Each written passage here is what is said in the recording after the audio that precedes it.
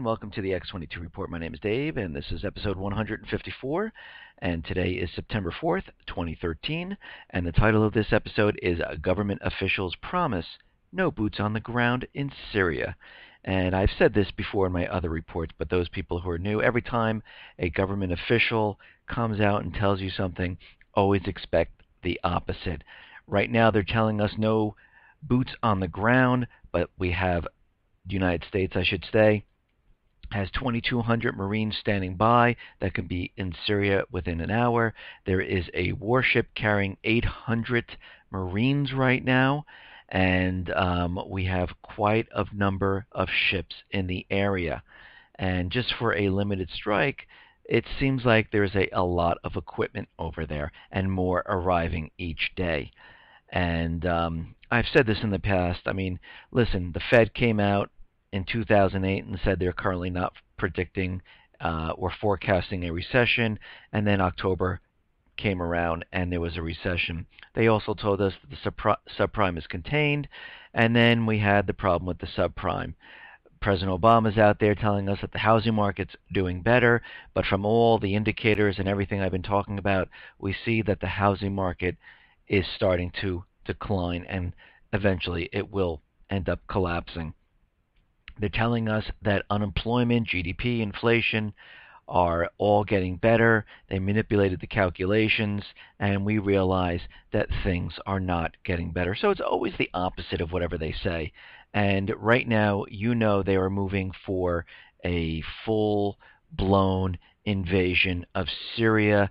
Kerry kept on messing up today with boots on the ground, and I'm going to tell you something a little bit later and what else he said about what is happening in Syria. But let's get into the economic collapse news right now. And let's go out to the UK. There was a report out there saying that 5 million Britons earn less than living wage. A further 1.4 million UK workers are now earning less than a living wage compared to 2009. And 20% of the working population, or 4.8 million Britons, are now earning below the so-called living wage, and that is up from 3.4 million in 2009. And you can see the trend in which way it is headed. Now, the U.S. trade deficit spiked in July. The trade gaps with China and EU rise to record levels. And this goes on to say that, you know, the first trade data update for the third quarter as of July confirmed just this, as the trade deficit widened from a revised $34.5 billion deficit to a larger monthly deficit of $39 billion. Imports for the month rose $225 billion to $228 billion, and exports fell from $190 billion to $189 billion. And perhaps the most notable is that in July, the U.S. trade deficit with China and the EU rose to a record $30 billion from $26 billion last month and $13.9 billion from $7 billion the previous month. So we can see things are not going well, and we're getting more and more news about this. Now, to keep the housing propaganda going, they're out there claiming that there are construction worker shortages, and this report goes on to say that there is, you know, just way too much demand for homes right now and not enough supply, resulting in shortages because there's just not enough construction people out there to build these homes, because the demand for these homes is so high, just like back in 2005, 2006. And if this was actually true, we should be able to go back to 2005, 2006, look at the amount of construction workers, and it should, I guess, match what it is today.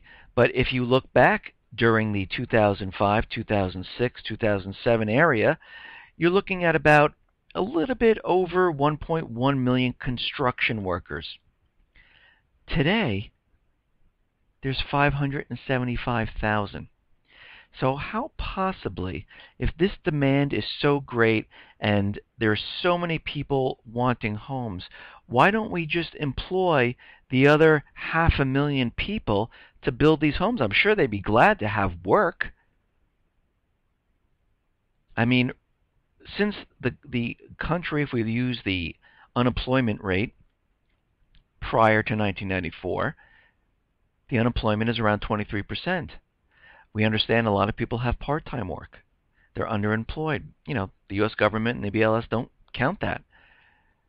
And if we take those people and put them into construction, we can have all these homes built for them. It's that simple. But guess what? They're looking to make it seem like housing is still doing well. Even though we see mortgage applications declining, we see the foot traffic to new homes declining. We had D.R. Horton, a new home builder, reported this, and we see home furnishing stores, gardening supplies, sales starting to decline. We see many things happening. Oh, we see mortgage companies laying off people in the mortgage industry. Why would you lay off hundreds and thousands of people in the mortgage industry if things are getting better? And we notice that most of the house purchases are from cash, from foreign investor, or from huge hedge funds or huge investment companies purchasing homes to rent out, and now they're trying to unload them. So when they say it's all getting better, they're looking at everything and anything to make it seem like, and use the propaganda to make it seem like everything is going perfectly. They did this back in the 20s, actually, when the stock market was hitting all-time new highs at the end of the 20s. They still were going on and saying there's nothing wrong with the economy. Just look at the stock market. And if we look at the stock market today, we see it's back in the green, approaching 15,000 points again. And if you notice, and I said this a lot in my other reports, they are always going to continually to smack down gold until they can't do it anymore. They're always going to push it down. They don't want it to continually to rise. I know it went over $1,400, but they continually push it down. And I noticed over a couple of days, it was over $1,400. It came back down to $1,390, $1,387. It went over $1,400. It was back down to $1,380, $1,390 again. They're trying to maintain control. They don't want people catching on. They definitely do not want people to get out of the system and purchase gold or silver or palladium or platinum or things like that. So they continually push this down, and they don't want anyone getting wind of what's really happening. And again, I personally have gold and silver. I use it as an insurance policy, just like if I would buy auto insurance, health insurance. At least I have the physical. I know the value of it. I know when this currency dies off and a new one comes, I have something to show and something of value, because gold and silver have been along for thousands upon thousands of years. And they are marked to the currency, so that's where they derive the value. So I always know, and we've seen this throughout history, that they always maintain the real value of money.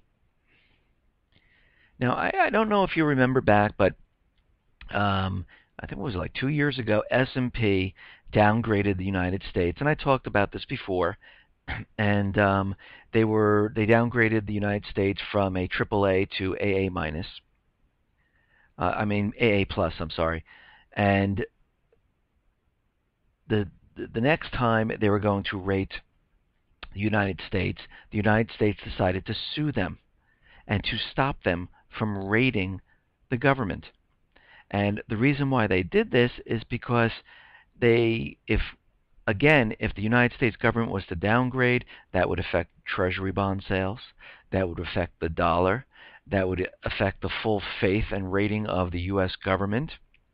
They also banned Egan Jones from rating the U.S. government, And all of this because of this downgrade. And I remember when they did downgrade S&P, um, Timothy Geithner carried on. The government was really pissed off at the time, and they were not going to let this happen again. And to stop it, they just sued. It's just easy, as simple as that. And this is a very expensive lawsuit. It's a $5 billion fraud lawsuit against Standard & Poor's. And they've been fighting this lawsuit since 2011. That's the date.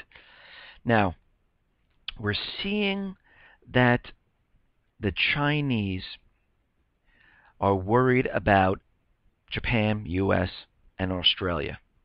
And what they're doing is they are making deals to build different ports around the Pacific. And what this goes on to say is that China is getting increasingly worried about Japan, U.S., and Australia, and they're looking to build ports around, and of course U.S., Australia, and Japan are worried that eventually they could put the Chinese Navy fleet in these ports.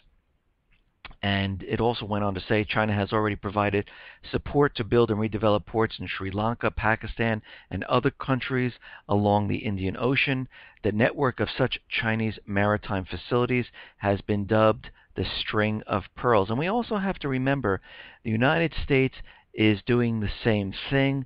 They are not creating ports, but setting up different bases and encircling China. I discussed this in my earlier reports, where they have the Philippines.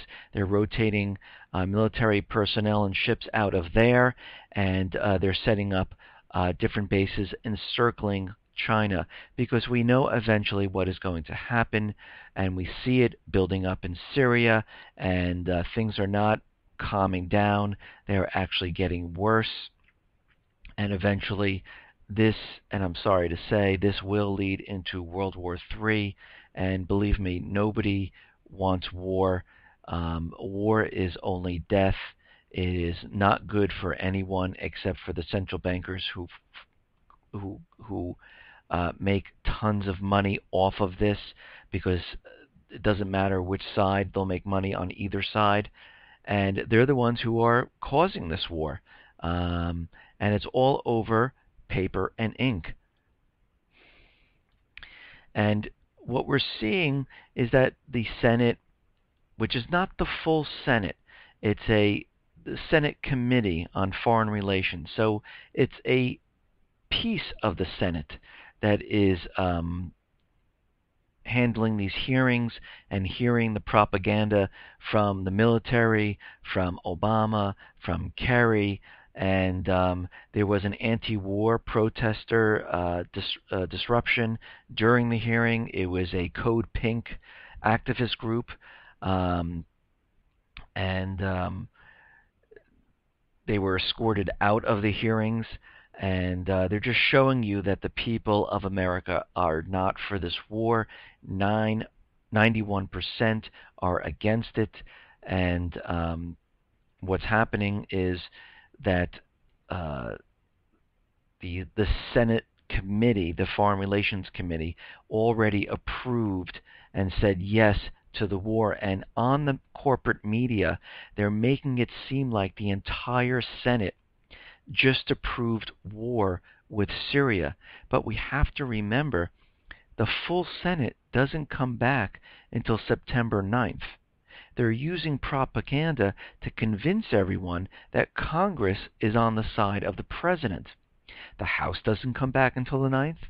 The full Senate doesn't come back until the 9th. So as of right now, nothing really has been done. Now, when the full Senate comes back and the House of Representatives come back, and, you know, they actually listen to the people and they hear what they're saying, that 91% of the people are saying no. There's protests. There are petitions with 30,000 signatures in 7 days.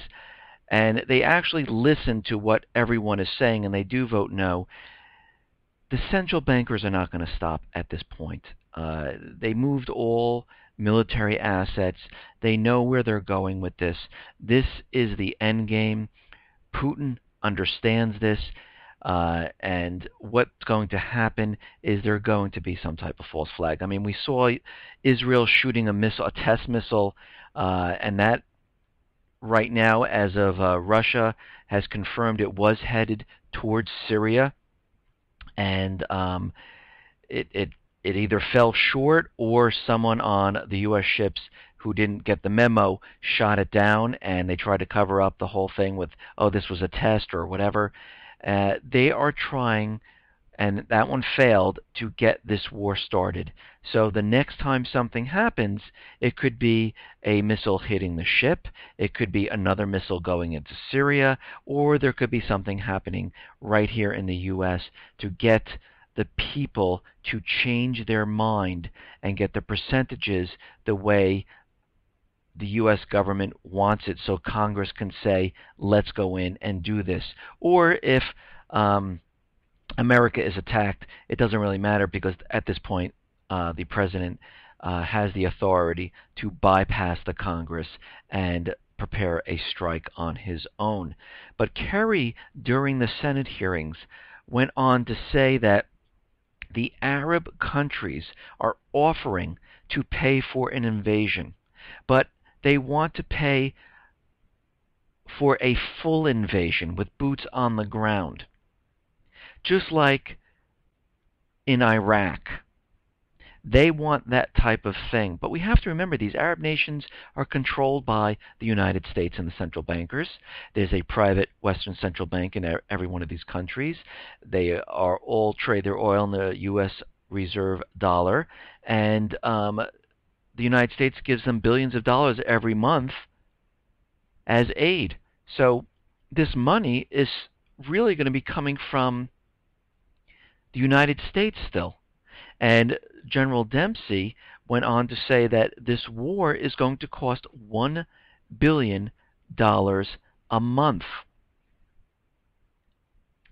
Now, we know the House hasn't come back yet, but right now there are early indications from the House of Republicans that they are going to say no at this point. But again, we will have to see what happens and how this plays out. And once everyone is back, there'll probably be like another couple days of hearings. They'll be all over the news. They'll present more evidence. They'll do the incremental brainwashing to convince everyone why we need to have our children and have our children die in this war. And again, I said this on The People today. I believe any politician who says we should go to war should grab his rifle, put on his fatigues, and head on over to the front lines. If you're so eager to send men and women over to the Middle East to fight for the central bankers, grab your rifle, grab your fatigues, grab your equipment, and get ready to be on the front lines. George Washington was on the front lines. They did this back in the day where kings would lead their armies into war. Well, it should be the same here, and we would see how fast everyone would vote for yes to go to war, because it's a lot easier to vote yes and you're not going, and you're sending other people that you're not allowed to have filmed coming back dead. So for these politicians, they should be on the front lines fighting if they're so eager. McCain, he's screaming out there, put your fatigues back on, put a rifle in your hand, and head on over. Let me know how it goes. Now, I know the government officials are saying that, no boots on the ground. And the Department of Defense said it's going to take around 75,000 troops to secure Syrians' chemical weapons. Now that is a lot of troops to bring in. And I'm going to tell you right now, 75,000, I'd probably double that to about 150,000 at this point. Because it's always going to be worse than what they say. It's never going to be what they say. I would go 150 or maybe even higher than that, because we have to remember, if Syria is attacked, Syria and Iran have a treaty. Iran will join in. Russia will then join in. China will then join in. And this is not going to end well. And what will happen is the whole Middle East will start rising up. Central bankers will try to keep control, and the U.S. will be having drone strikes like crazy in every single Middle Eastern country to keep the U.S. dollar as the reserve currency and to keep the private Western central banks intact. So they'll be fighting wars in more than just one area. The United States will be thinned out, and then they'll start saying that we need more and more troops over there. And this is not going to end well. Now, Putin is trying to defuse the whole situation, and he warns against illegal military action in Syria. He wants the U.S. to wait for UN experts to give their results. But again, their results are only going to be if chemical weapons were used or if they weren't going to be used. Their mandate is not to point fingers on who to use them. But what will happen is, if the UN comes back and said, yes, sarin gas was used, the United States is going to go, see, we have proof. But just because sarin gas was used, it doesn't mean it was Assad who used it, because there is more and more evidence now pointing to the rebels. And Russia just came out and said that they have proof that the attack wasn't a standard Syria ordnance. The shell used in the chemical attack was a makeshift device, and the gas used in Syria wasn't industrially produced. So they're showing evidence that counters the U.S.'s evidence. Oh, wait a minute. No one has ever seen the evidence of the U.S. because it's confidential, and those people who supplied the evidence cannot be named. And this is how it's been going all throughout what they've been talking about and trying to convince the Senate committee. Russia has also come out with a warning that if there is some type of strike and a missile does hit in Damascus, one of their reactors, it could be a catastrophic event in the area of leaked radiation. And the people in Syria are starting to protest, and they are making a human shield in the city of Damascus. So if the U.S. tries to strike, they would be killing innocent people and activists that are just sitting there, and they're trying to protect the different areas of the city and different areas within the country. And they went on to say, we are here to express our loyalty to our country in the face of American threats. We don't want what they did in Iraq over chemical weapons claims to be done in our country. And we have to remember, in Iraq, weapons of mass destruction never found. We were lied. They actually, if you really look at it, Syria, what they're doing right now, mimics what they did in Iraq. They are just lying to the American people. The corporate media is lying to the American people and to the world that chemical weapons were used, just like the weapons of mass destruction in Iraq. But as we know, they went in there to take over the country because the oil was not being sold on the U.S. dollar. There was no private Western central bank. And the same thing's happening in Syria. There is no private Western central bank, and Syria is not selling their oil using the U.S. dollar. Now, a while back, I talked about the paid mercenaries that were being trained in Jordan. They left for Syria on August 17th, and we come to find out that Assad has defeated these paid mercenaries before they even reached Syria. So the plan for limited strike is not going well, because even if they did a limited strike, all those paid mercenaries that they had trained by the U.S. soldiers, the U.S. military, they cannot be used because they were defeated already. So they have to come up with Plan B now, and that's why McCain is out there putting on amendments. This is why John Kerry keeps on messing up and saying that they want a boots on the ground. Then he says he doesn't want boots on the ground, but the Arab nations will pay for a full invasion because they realized their limited strike, it will not work at this point. Now, a couple of reports ago, I mentioned that the internet went out in Aleppo, and now we're seeing that large parts of Syria are hit by power cuts after an attack. It looks like terrorist attack, a high voltage line in the central region triggered a power cut in most of the Syrian governorates, and it looks like they are having power problems now all around the region. And on Tuesday, rebels sabotaged a gas pipeline in northeast Syria, forcing the closure of a gas plant and affecting around 10% of their daily output. And as we know, to counter the U.S. fleet that's in the Mediterranean right now, Russia is sending missile cruisers, and they are sending warships into the area, and the Russian officials went on to say that the Russian naval vessels in the Mediterranean are capable of reacting to an escalation in the Syria conflict, and today we consider our presence in the eastern Mediterranean to be sufficient to solve the tasks, if necessary. Together with submarine forces, they are capable even today of influencing a military situation.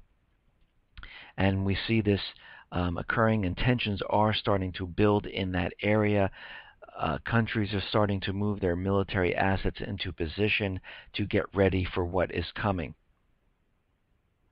And we also have to remember, the president again does not have authorization just to order an attack. Syria never attacked the United States. It is a sovereign nation, and under the Constitution, only Congress has the power to declare war unless the U.S. is attacked. And if you have to listen to Obama's language very closely, when he says he's going to let Congress make the decision, well, he doesn't let anyone make the decision. He follows the orders that come out of Congress. And it's amazing how he uses a play of words to make it seem like it's really his decision, but he's going to let Congress in on this one. And I've said in the other reports, I think what's going to happen is the House will vote no. We will see some type of false flag event, and the president will come out and say, see, I told you so. If we did what I said, this wouldn't have happened. And I think this is what they're preparing at this time. Now, there was a report, and this could be a potential false flag, that there was a high-level source confirms a secret U.S. nuclear warhead was transferred from the transferred to the East Coast. And this is from Dice Air Force Base, and they're moving nuclear warheads to the East Coast of the United States in a secret transfer that has no paper trail. And we have to remember the grand prize for Syria is really Iran. They've been trying to get into Iran, and they've been telling us for over 25 years that they've been building a nuclear bomb. And they're always 3 to 5 years out. And to me, it caught my attention when I saw this, because I'm wondering if this is going to be some type of potential false flag to get the war started, saying, see, Iran does have a nuclear weapon, and maybe they're using it to hit a certain region to get this war started. Listen, they brought down the World Trade Center for a false flag. I wouldn't put anything past them, especially not using something, making something very bloody, horrific to prove their point, because as of right now, their plans are starting to fall apart. And when plans start to fall apart, they become desperate. And when they become desperate, they do things on a much larger scale. And this goes on to say the bottom line is that these missiles are likely being used for something even much greater than Syria. Now, there was a NASDAQ glitch today, and it seems like we're having this every couple days, and but I find it that we're seeing a lot of these glitches or um, outages, and it looks like they might be preparing for some type of cyber attack because we have to remember the FBI put out a private sector advisory September 11th, and September 11th is next week. And we have the Million Muslim March. We have we have the bikers who are riding into D.C. to counter the Million Muslim March. We also have the FBI warning us about what is going on. And today we just saw another glitch in NASDAQ. Now, during the hearings, they were talking about using cyber attacks against Syria, and this seems like a perfect setup to have a cyber attack hit the U.S. because they're saying they can use the cyber attacks to take out their defensive systems, to make things go haywire, and I can see them turning this around and then blaming the Syrian Electronic Army, saying that they hit the financial district, the financial institutions, and brought down the economy. And it seems like this is being built up for this main cyber attack that will be happening this fall. I mean, they're saying that they do have the equipment, they do have the ability, and cyber attack battle should be part of the strike into Syria. Now, in the last couple of reports that I've done, I talked a lot. I talked a lot about cyber attacks, power grids, and there is a congresswoman out there saying that there's a 100% chance of a severe geomagnetic event capable of crippling our electric grid. And we're seeing a lot of reports about this, about EMP, about cyber attacks. Janet Napolitano, when she was leaving office, talked about cyber attacks. Panetta talked about cyber attacks, cyber Pearl Harbors, virtual 9/11s, and it seems like they are preparing everyone that something is coming and they're building this up. And this report, I just want to go through a couple of things, and I've talked about this before, but what this goes on to say is that within 72 hours of such an event taking place, the supply chain infrastructure in regions will undoubtedly collapse. That in 72 hours after the grid is down, starvation, supply shortages, food lines, no clean water, no gas, transportation will be at a standstill. Frustration and anger will take hold. Residents will have no means of acquiring food or gas, and thousands of trucks across the region will remain stuck in limbo. That's if there's some type of EMP. And again, I had Ginny on there, and she said they could fly a nuclear weapon over the United States. We would hear a little bang, and right over the middle of the United States, it would do it from coast to coast and knock out every single electrical device. If they used a cyber attack, they could hit the power grid in all the cities, and all cities and areas would just shut down. No one would be able to get food. Generators would only last for a certain period of time. It would be hard to pump gas out of the tanks with no electric. And this also goes on to say, within 3 days of that, all hell will break loose. We're talking about the total breakdown in law and order, and tens of millions of people scavenging, looting, and killing for food. And I've went over this before, and I've always said that everyone needs to be prepared for any type of situation. I've talked about, the central bankers covering up the economic collapse with war for a very long time now, since I started this, and it's already coming true that we are moving into a war scenario. Russia is getting involved China is, giving warnings. China is building different ports. The United States is encircling China. Things are starting to really heat up now, and we could see many, many different false flag events occurring in the next month or two. And many people have been saying that this fall something is going to happen. And I do believe that we will see something happen. Either the financial institutions will be hit and it will take it down. If the central bankers get desperate enough and they cannot, for somehow no one believes them about this, with the false flags that they're trying to accomplish, they might even bring out the main cyber attack, which would shut down the power grid, which would shut down the financial institutions, which would make people really angry and pissed off and beg for war with Syria or Iran or Russia. And I can see this all coming into play because they're talking about cyber attacks along with other attacks. Kerry is out there saying that the Arabs will pay for the full-on invasion of Syria. We went from limited strikes because, we have to save the people of Syria because they got hit by chemical weapons, to Arabs paying for the full invasion of Syria. We have McCain creating amendments to the war document, and he's looking to do a full invasion. This is really what they want. This is what it comes down to.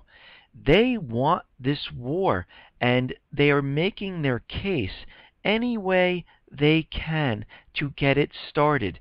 They even went as far to say that some other nations will pay for this war.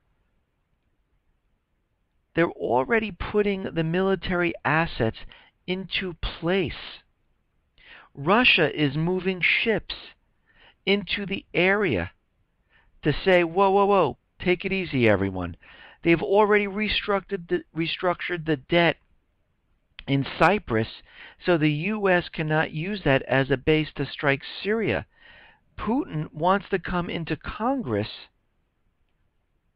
and talk about what is going on here. And something that Putin actually said is very interesting. Now, he was watching the congressional debate, and he said, a congressman asked Mr. Kerry, is there any Al-Qaeda in Syria?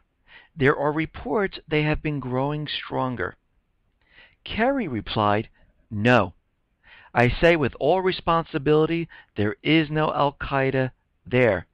And Putin said he just lied, Kerry, to the Senate committee about Al-Qaeda being in Syria. And we know Al-Qaeda is in Syria because the United States CIA pays them, because they were created by the CIA. So we all know that they're there. How stupid are the senators of the United States not to understand what's really going on here? Are they that dumb? Listen, everyone. Please be prepared. Please start stocking up on things. And I know that I say this over and over, and this is for new people who are listening and those who are just sitting there saying, should I, shouldn't I? Please get extra medication. If you have high blood pressure, a heart problem, or diabetic, or any other type of illness that you need medication, get medical supplies, get extra toilet paper, get food, water, batteries, have some type of weapon. It doesn't have to be a gun. You can get a bow and arrow. You can get a knife just to protect yourself. Yes, a bat is good too. You can get a slingshot. I mean, I'd rather have a gun to protect my family, but just as long as you have something, I would start stacking silver and gold, because once this war gets started and people start to realize and countries start to unload their treasury bonds and the financial institutions and the financial market start to collapse this fall, you know that gold and silver are going to start to rise. The central bankers will not be able to control it anymore.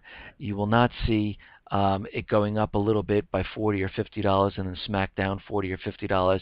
You will see gold make gains of 150, 250, 350, and the smackdowns will be smaller and smaller and smaller, and then you'll just see gold take off.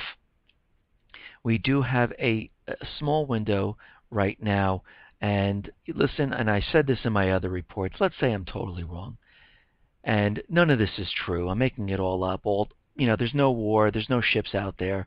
Nothing like this is going to happen. The worst case scenario, you have extra batteries. You have extra medication. You just don't have to buy them for the next couple months. You have extra food. Eat it. Eat the food. Drink the water. That's the worst case scenario. But again, the best case scenario is that you're prepared. Listen, everyone, really, thanks a lot for listening. Be well, be safe, and especially be prepared. Thanks a lot.